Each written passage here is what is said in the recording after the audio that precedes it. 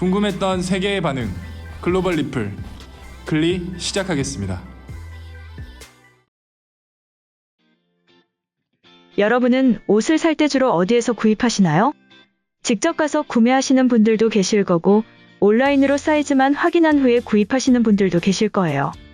그 중에서 예전에는 옷은 직접 입어보고 사야 한다는 의견을 가진 분들이 많이 계셨지만, 요즘에는 온라인으로 구매해도 괜찮은 품질의 옷을 살 수 있다는 인식으로 많이 바뀐 것 같습니다. 실제로 저도 자주 이용하는 브랜드는 온라인으로 주문을 해서 입습니다. 구입이나 반품도 굉장히 편리하고 배송을 받는 것도 굉장히 빠르기 때문이죠.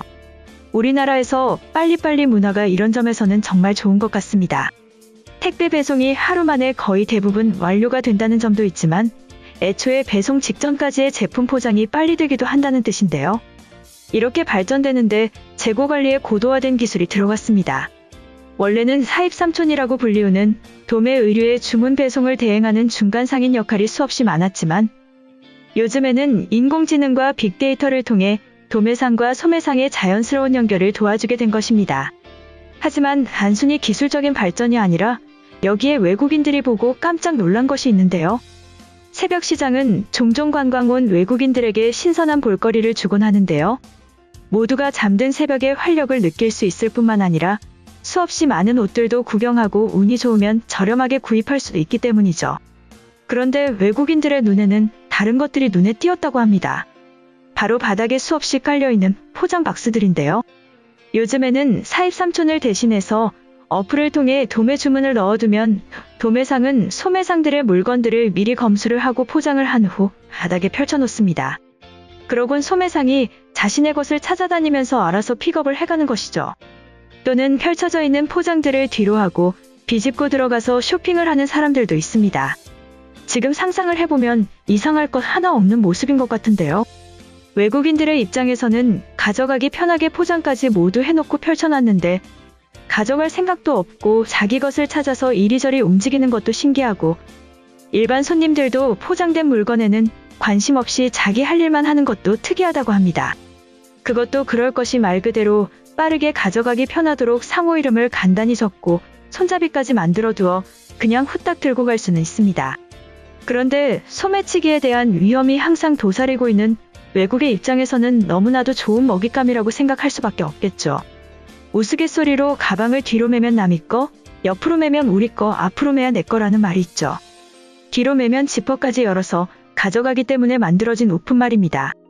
이런 배경을 알고 보면 외국인들이 동대문 새벽 시장의 모습을 봤을 때 깜짝 놀랄만도 하겠네요. 한편 글로벌 영어 커뮤니티에 관련 글이 올라와 소개해드리겠습니다. 한국 사람들은 욕심이 없다고 할지 아니면 모두가 양심적이라고 해야 하는 건지 다른 나라들과는 다른 점을 가지고 있다. 그들은 남을 가장 잘 믿는 것 같아. 카페에서 화장실을 갈 때 스마트폰은 항상 챙기지만 노트북이나 지갑, 가방은 그대로 두고 다닌다. 근데 주변 사람들 아무도 신경 쓰지 않았어. 아마 스마트폰은 작아서 쉽게 훔칠 수 있는데 노트북은 크고 무거워서 훔치려는 생각이 없는 것 같다. 그리고 수많은 사람들이 지나다니는 도매점에서도 물건을 모두 포장해 놓은 채로 알아서 가져가도록 한다고 해. 정말 신기한 건 누가 가져가도 모를 텐데 도매상들뿐만 아니라 일반 시민들도 관심이 없다. 양심이라고 봐야 할까? 이처럼 우리나라의 문화를 보며 깜짝 놀란 외국인의 글이었는데요. 해당 글에 달린 외국인 반응 살펴보겠습니다. 옷을 가져가라고 포장을 해뒀는데도 관심이 없는 거야? 심지어 옷 사려고 돌아다니는 사람들이 관심이 없나 봐. 이탈리아에서 저런 식으로 장사하면 트럭으로 훔쳐서 도시를 떠날 거야. 한국인들은 미친 것처럼 순진하다. 심지어 지키는 사람도 없고 주변 사람들도 관심이 없어. 한 명이라도 훔쳐간다면 절대로 범인을 찾을 수 없어. 무관심이 건강한 사회는 아니라고 생각해. 심지어 바닥에 비닐로 포장해서 구석구석에 쌓아뒀다. 양손에 집어들고 가도 아무도 모를 거야. 한국인들은 정말로 욕심이 없는 걸까? 아니면 절도에 대한 처벌이 사용인 거야? 지금 클리브랜드에서는 주인만 화장실을 가도 동네 양아치들이 옷을 들고 나온다. 경찰들도 $20짜리 옷을 훔쳤다고 감옥에 보내지는 않으니까. 건물 밖에도 옷을 깔아두고 주인을 기다리고 있다. 모자만 쓰고 집어오면 아무도 찾지 못할 거야. 과속방지용 CCTV로는 찾을 수 없지. 코로나 백신만 맞으면 한국으로 여행 가야겠어. 물론 옷은 따로 챙겨가지 않아도 될 듯. 한국은 GDP 기준으로 전 세계 10위 안에 드는 나라야. 엄청난 부자 나라 중에 하나다. 코로나 때문에 파산해버린 스페인이랑 비교하면 안 되지. 남의 물건에 관심이 없을 뿐이야. 지나가는 길을 막을 만큼 가게 앞에 정신없이 쌓여있어. 솔직히 범죄자가 아니더라도 그냥 들고 가고 싶은 마음이 생길 수밖에 없어. 한국인들은 길가에 $100가 떨어져 있어도 그냥 지나가는 사람들인 거야? 아시아인들은 남에게 보여지는 모습을 굉장히 중요하게 생각해. 도둑질을 하고 싶어도 범죄자가 되는 것을 창피하게 생각하는 거지. 지금의 브라질에서는 절대로 있을 수 없는 일이지만 관리를 할 수 없을 만큼 복잡해 보여. 그리고 누구도 감시하는 것 같지 않아. 이럴 거면 파리의 집시들은 왜 한국으로 가지 않는 거야? 옷도 구질구질하고 냄새 나는데 한국에 가면 새 옷을 얼마든지 입을 수 있어. 한국에서 3년 동안 디자이너로 일하다가 돌아왔어. 유럽인들은 유명한 관광지마다 소매치기들이 있다는 게 당연하다고 생각하잖아. 한국 사람들은 누군가 물건을 훔칠 거라는 생각을 안 해. 스마트폰이 사라지면 본인이 떨어뜨렸거나 다른 곳에 두고 왔다고 생각한다.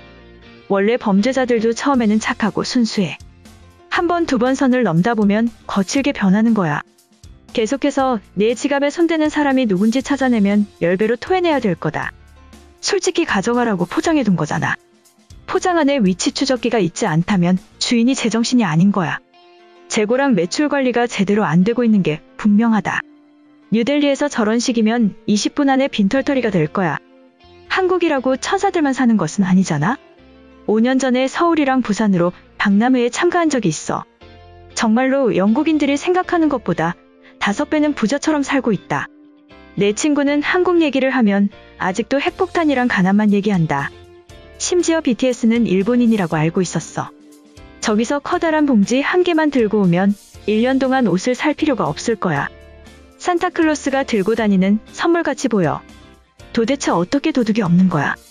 잡히면 평생 감옥에서 썩거나 북한으로 가서 노예로 살게 되는 걸까? 지금의 뉴욕인들은 이해를 할 수가 없겠지.